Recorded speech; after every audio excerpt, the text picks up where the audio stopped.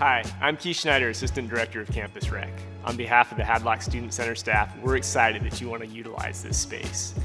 Our goal with this video is to provide an introduction to the climbing wall and cover the basics of bouldering. We really want to see people in here and taking advantage of this opportunity. Safety and fun are very important to us. Towards that end, we want to ensure that everyone understands the inherent risks of climbing. Being aware of safe practices will benefit everyone's experience. So if you're ready, let's dive in. Once you've signed the Hadlock waiver in My George Fox and have completed this orientation, you're ready to climb. Just pick up a green wristband at the front desk each time you'd like to boulder. You can also borrow climbing shoes from the Student Center by swapping your ID card for the duration of your climbing session. Please be sure to bring both the wristband and shoes back to the front desk after each use. When bouldering, you can borrow climbing shoes from Hadlock. Bring your own or wear clean, non-marking, closed-toed sneakers. However, bare feet are not allowed on the climbing wall or within the climbing area at any time. Please bring a pair of closed-toed shoes to wear before and after your climbing session. We ask that you help us preserve the rubber on our climbing shoes by only wearing them within the climbing wall area. Please refrain from taking them into the restrooms. Come on, just no. Don't do it.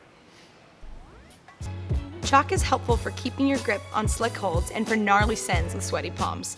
Chalk is allowed in the climbing area, however, loose chalk is not allowed. We ask that chalk is contained in a chalk ball and bag. This will prevent messy spills and the dreaded white lung. Chalk balls and bags can be purchased at the front desk of the Student Center.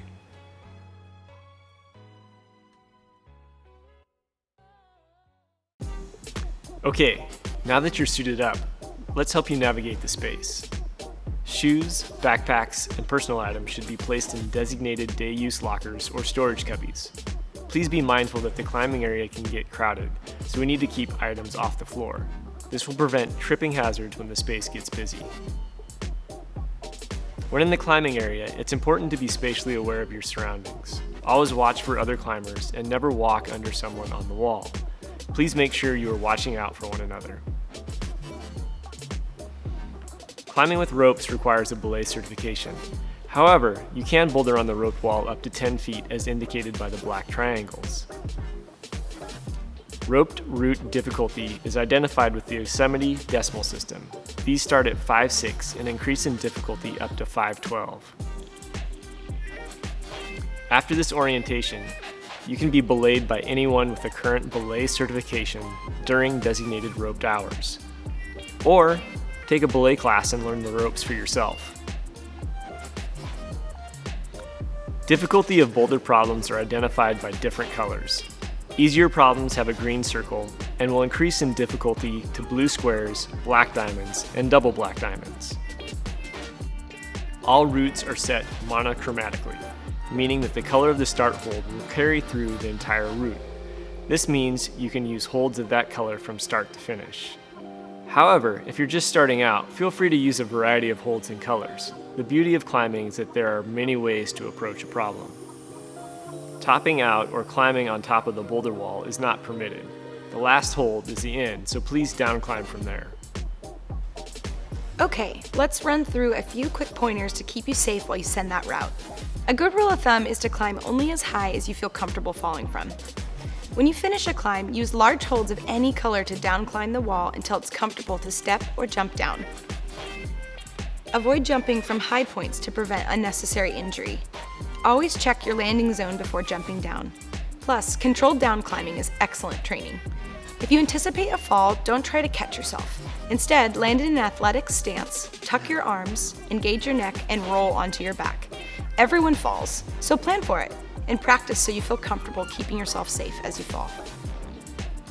Climbing is dangerous. It is helpful to have a second person spot as you climb. Spotting is not necessarily required, but if someone anticipates a difficult move on a route, be sure to communicate with fellow climbers that you'd like a spotter. The purpose of a spotter is not to catch the climber, but to protect the head and neck by being a support if the climber is likely to fall at a precarious angle. Spotters do not stand directly below the climber, but close enough to help lessen the likelihood of an awkward landing. As a spotter, be cognizant of ensuring that the person you spot isn't going to squish you. Spotting form entails an athletic stance, closed hands shaped like spoons, not forks, and following the back and waist of the climber as they complete the route.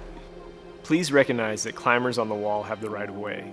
If you are approaching a climb and notice someone climbing near or over your route, please wait until they are finished before establishing on the wall.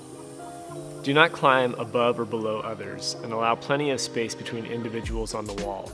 Falls can happen at any time, so be aware of anyone in your landing zone.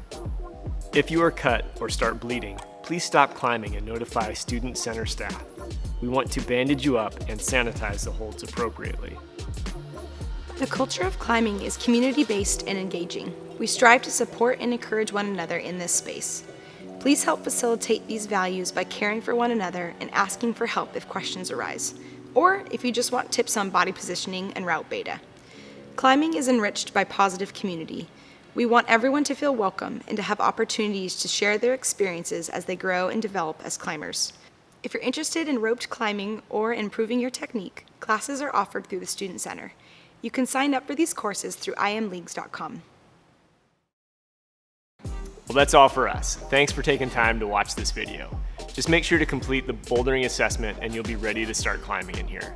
If you want to keep up on what's happening, follow us on Instagram at the Hadlock Student Center. Thanks, and we hope to see you in climbing soon.